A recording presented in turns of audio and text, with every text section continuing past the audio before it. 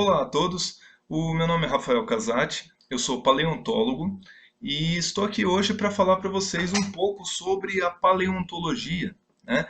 Uma ciência que é relativamente pouco conhecida, né? E muitas vezes bastante equivocada. Muitas pessoas acabam por não conhecer bem, acabam confundindo essa ciência com outra, que eu vou mencionar um pouco mais para frente. E vou apresentar para vocês alguns aspectos que eu considero importante para ter um conhecimento básico sobre o que é esta ciência, tá certo? Bem, antes de mais nada, eu tenho que dizer que a paleontologia, né, ela é uma ciência que vem das palavras gregas palaios, que significa antigo, ontos, que significa seres, e logos, que é o estudo, né? Então, de trás para frente, você tem aí o estudo dos seres antigos, né? É, esses seres antigos, né, que eu acabei de mencionar, eles compõem, então, o objeto de estudo da paleontologia, né? Esses organismos bastante antigos, eles são preservados e nós os chamamos de fósseis, tá? Fósseis, o que são fósseis? Bem, eu vou apresentar para vocês aqui alguns exemplos de fósseis para que vocês tenham um pouco de noção do que eu estou falando. Então, por exemplo, eu tenho aqui em minha mão um fóssil de um peixe. Vocês estão vendo? Tá vendo? Aqui é a cabeça, né, o corpo do peixe, a cauda, as nadadeiras. Tá bem preservadinho. Dá para ver direitinho. E ele está preservado em rocha. Tá vendo? Ah, tá. Um peixe numa rocha. Já é uma coisa um pouco estranha de se pensar, né? Peixe não vive na terra, não vive na rocha. Como é que esse peixe foi parar aqui? Isso a gente vai discutir um pouco mais para frente. Um outro exemplo de fóssil que eu poderia dar é este organismo aqui. Isso daqui é uma concha de um amonite, tá? É um molusco que viveu há milhões de anos, né? Ele é extinto, não existe mais, mas nós temos o registro dele preservado nas rochas, tá? Então nós temos aqui os fósseis de amonites, temos os fósseis de peixes, temos às vezes fósseis de organismos muito mais antigos até do que os famosos dinossauros, né? Então, por exemplo, nós temos aqui, ó, um trilobita ou trilobite, tá? Que é um artrópode marinho que viveu antes do período dos dinossauros. E ele está aqui preservadinho na forma de um fóssil, tá? Bem, antes que a gente discuta como que se formam esses fósseis, eu queria dizer alguns pontos da importância dessa ciência da paleontologia, né? Bem, primeiramente, a paleontologia é uma ciência que se baseia em registros históricos de organismos que viveram há milhares ou até milhões ou bilhões de anos, certo? E, e o entendimento desses organismos do passado nos dá, para começar, né, uma ideia da biodiversidade que já existiu antes do nosso tempo, né? Então, por exemplo, hoje nós temos baleia, nós temos macaco, nós temos tartaruga, jacaré, seres humanos. Mas como que era a diversidade de vida no passado? Se não fosse pelo registro dos fósseis e o entendimento deles através dessa ciência da paleontologia, nós nunca saberíamos, né? Então, para começar, o entendimento da diversidade do passado. Outra coisa, como esses organismos eles viveram há muito tempo, né? E morreram e foram sedimentados, foram preservados em rochas sedimentares, né? Eu consigo entender a cronologia, né, da história da Terra. Então, por exemplo, um fóssil que eu encontro num extrato, vamos usar como exemplo um trilobita, né? Eu falei que o trilobita ele é mais antigo que um dinossauro, tá? E mais antigo que muitos amonites, por exemplo. Então, por exemplo, eu encontro um trilobita aqui, né, num determinado estrato geológico, ou seja, numa camada rochosa, e encontro acima dele fósseis desse amonite, tá? É, se nada ocorreu, né, nessas camadas geológicas e elas estão na posição original delas, na horizontalidade original, eu consigo determinar que esse organismo é mais antigo que esse. Por quê? Porque ele morreu, se depositou, provavelmente no fundo do mar onde ele vivia, uma camada de sedimento, como lama ou argila, cobriu esse organismo, e muito tempo depois, outros organismos acabaram vivendo e morrendo sobre esse substrato. Eventualmente, foi esse amonite aqui desse meu exemplo que morreu e sedimentou sobre ele. Então, temporalmente, eu consigo datar as camadas geológicas com base nos fósseis. Então, o entendimento da biodiversidade do passado, né? A datação relativa das camadas é outro ponto-chave aí da paleontologia. O que mais? Bem, a Petrobras, né, assim como muitas agências petrolíferas, se utiliza de dados paleontológicos para encontrar os fósseis, para encontrar o petróleo. Né? De que maneira faz isso? Então, existem alguns fósseis que chamamos de fósseis guias, né, que eles acabam por indicar determinadas depósitos minerais ou então de hidrocarbonetos, como no caso do petróleo, do gás é, oriundo aí da decomposição de organismos de muito tempo atrás. Tá? Então, outra importância, né? A utilização na geologia econômica, certo?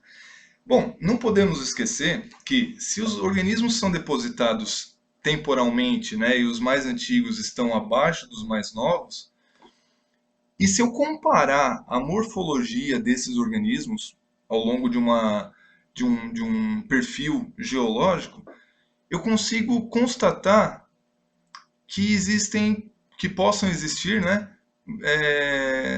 diferenças, né, e semelhanças entre esses organismos. Tá? E se por acaso eles forem aparentados e eu notar diferenças entre organismos de tempos diferentes, eu vou visualizar a evolução dos organismos, tá? Registrada na rocha.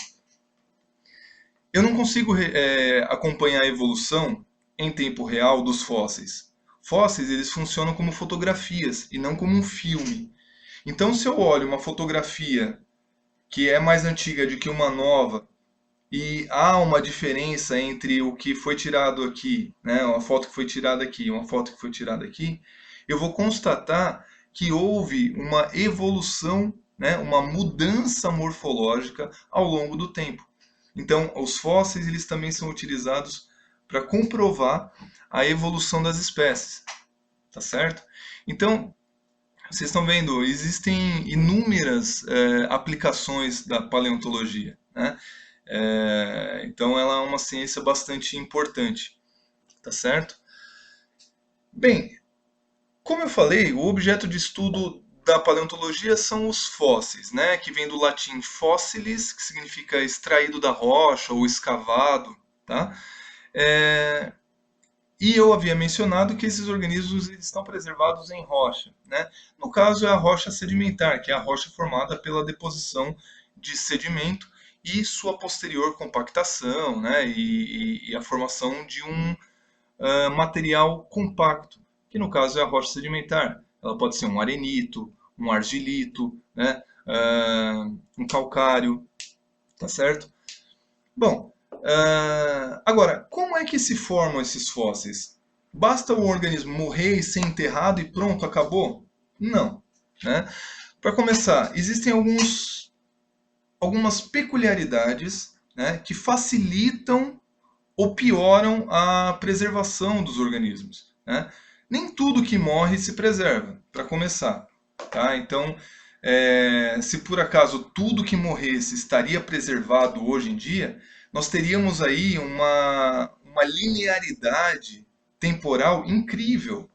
Mas infelizmente nós não temos. Então, nem tudo que morre se preserva. Então, às vezes a gente tem algumas falhas no registro geológico. Isso é normal, isso é natural do registro. Mas nem por isso a gente deixa de entender a história da Terra. Tá? Então, o que é necessário para que haja a formação dos fósseis? Bem, primeiramente, o organismo a ser preservado ele tem que ter alguma estrutura rígida, tá? Como, por exemplo, um molusco com concha, tá? Um molusco que tenha concha, ele, muito provavelmente, o organismo, né, a parte mole dele, vai se decompor, tá? Porque são tecidos moles, a ação bacteriana vai agir sobre eles e vai decompor. Contudo, se ele tiver uma concha que é rígida, né? No caso, as conchas dos moluscos são formadas de carbonato de cálcio. Esse material ele tende a se preservar, porque ele é mais rígido, ele tende a permanecer mais tempo soterrado. Tá? É só concha que se preserva? Não. Tá? Ossos de organismos, como por exemplo crânios, né? Isso daqui é um crânio de um cachorro, tá? Um cachorro doméstico, um cachorro atual. Né? É, ossos, o que mais?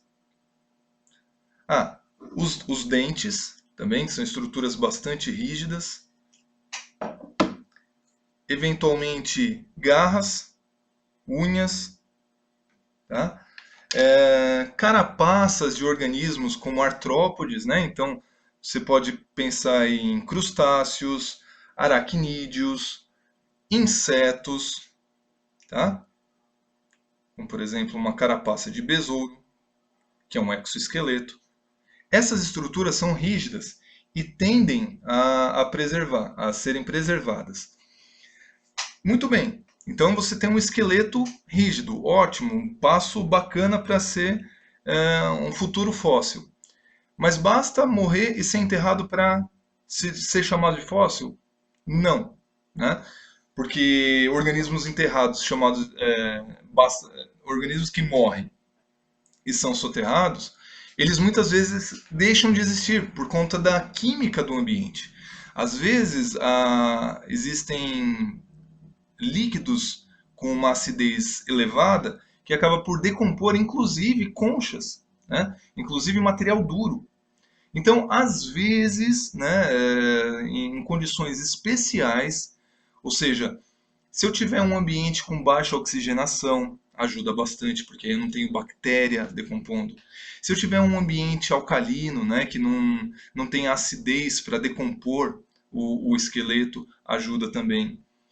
Se eu não tiver, se eu tiver, por exemplo, um ambiente que se deposite sedimento muito fino, como lama, né?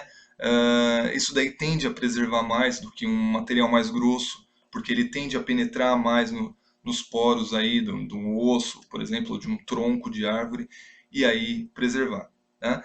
Então, existem modificações químicas que ocorrem quando o organismo está soterrado, que fazem com que, por exemplo, uma concha, né, ou um osso se torne um fóssil. Tá? Então, por exemplo, eu mostrei, né, um amonite aqui. Eu tenho um parente do amonite aqui, que é o Nautilus. Tá? Esse organismo aqui é bastante antigo, né, no registro geológico. Nós temos fósseis de Nautilus. Tá? E muitas vezes a concha do Nautilus ou a concha de qualquer outro organismo passa por essas modificações químicas e o seu material é substituído por minerais. Tá? Então, existem vários processos de fossilização. Um deles é a permineralização, é a mineralização de um esqueleto, tá? que faz com que mude, muitas vezes, a composição química dele.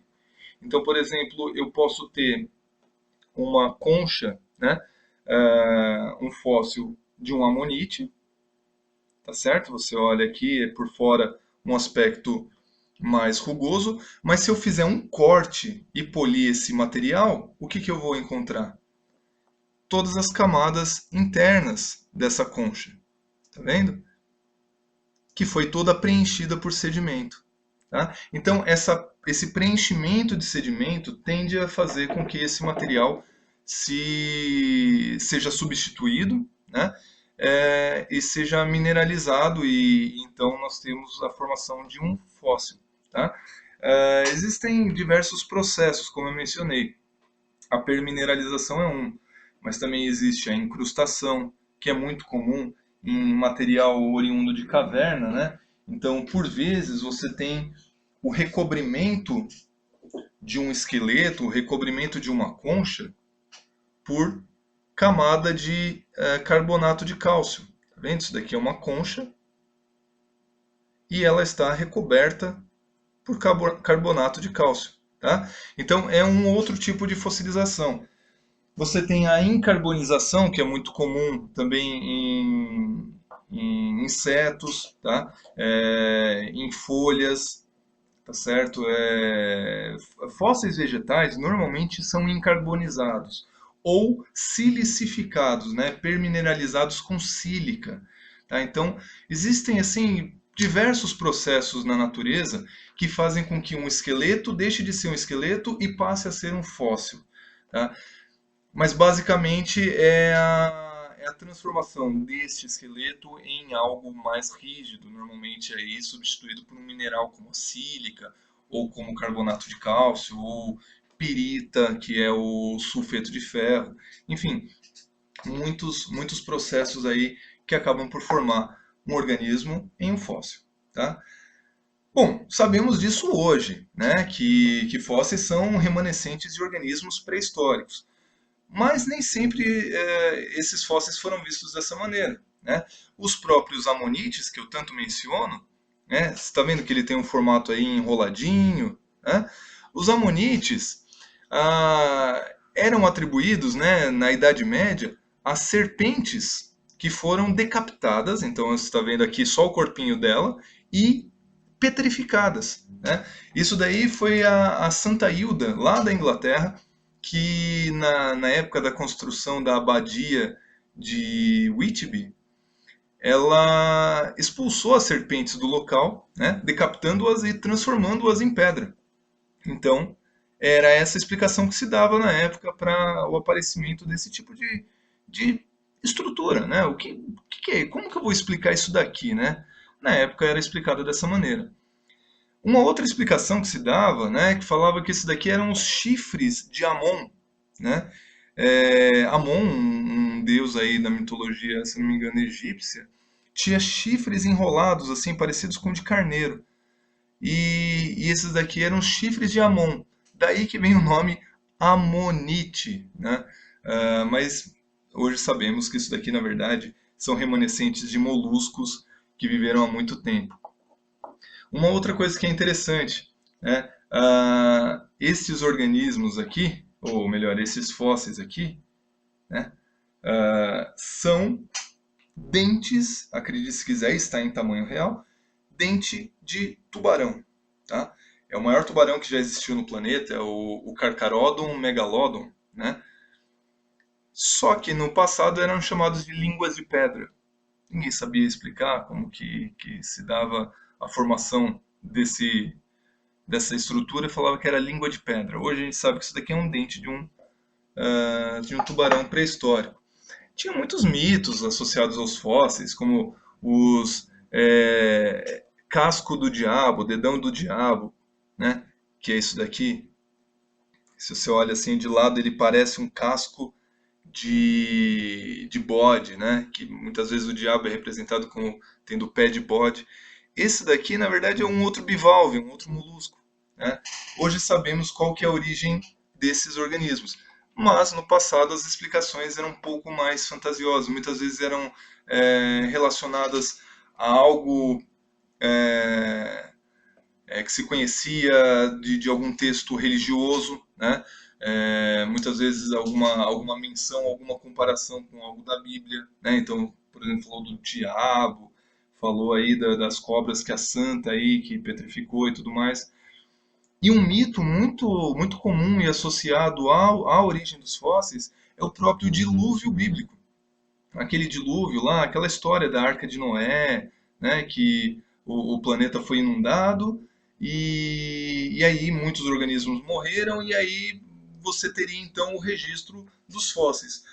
O problema disso é que se os fósseis foram todos oriundos, né, de uma mesma época, todos oriundos do dilúvio bíblico, era de se esperar que esses fósseis estivessem todos na mesma camada, porque eles morreram todos ao mesmo tempo. Então você teria uma mistureira temporal aí de dinossauro com trilobita, com ser humano, né, com os hereges que morreram no dilúvio, porque o dilúvio ele foi direcionado para os humanos, né? Supostamente foi direcionado para os humanos. Mas aí quando você olha na geologia, quando você vai lá com seu martelo geológico e escava, escava, escava, curiosamente, você não encontra nenhum dinossauro do mesmo lado de um ser humano ou de um trilobita. E aí, como que você explica uma coisa dessa? Pois é, né? É uma grande dificuldade, né, da paleontologia é desmistificar esses mitos que estão tão presos aí na cabeça do pessoal, né? Que na realidade a coisa é muito mais simples, tem uma explicação muito mais lógica, mas as pessoas simplesmente não querem ver, né? Então, eu não encontro fósseis de diferentes tempos na mesma camada, porque eles viveram em épocas diferentes. Simplesmente por isso. Tá? Então, o dilúvio bíblico, eu não sei se existiu, eu não sei se aconteceu. Aparentemente não tem nenhum vestígio científico que comprove mesmo a ocorrência dele. Mas independente de ter ocorrido ou não, né, os fósseis eles não foram gerados todos por esse dilúvio. Tá?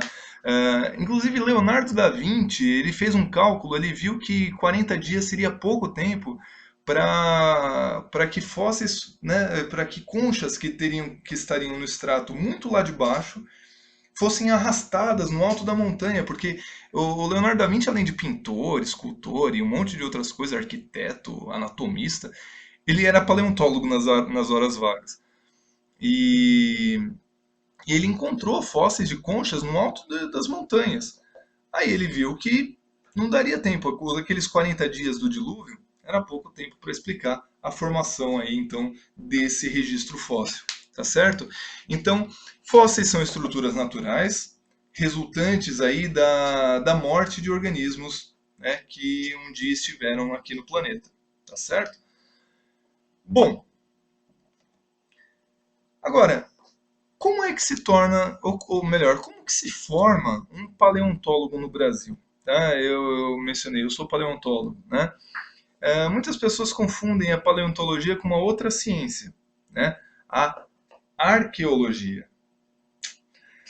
Bem, todo mundo conhece o famoso Indiana Jones, né? O Indiana Jones ele faz o quê? Ele estuda vestígios da civilização humana, né? Vestígios de populações e civilizações antigas. Então ele estuda e coleta, né? Vasos, múmias, pontas de flecha, urnas, né? Todos esses vestígios que um dia o ser humano produziu é objeto de estudo de uma outra ciência, que é a arqueologia. Tá? A paleontologia, na verdade, não estuda ser humano, pelo menos não nos seus aspectos culturais. A paleontologia ela até vai estudar a evolução humana, né? E aí a gente estaria entrando no ramo da paleoantropologia, tá certo? Mas não aspectos culturais. Aspectos culturais são o ramo da arqueologia, que é um ramo da história. A paleontologia, por outro lado, não tem uma graduação no Brasil, diferente da arqueologia, que já há alguns anos existe. Antigamente, o arqueólogo normalmente era um historiador.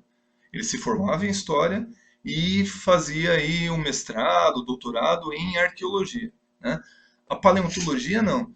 A paleontologia, né, como ela trata de organismos, né, seres e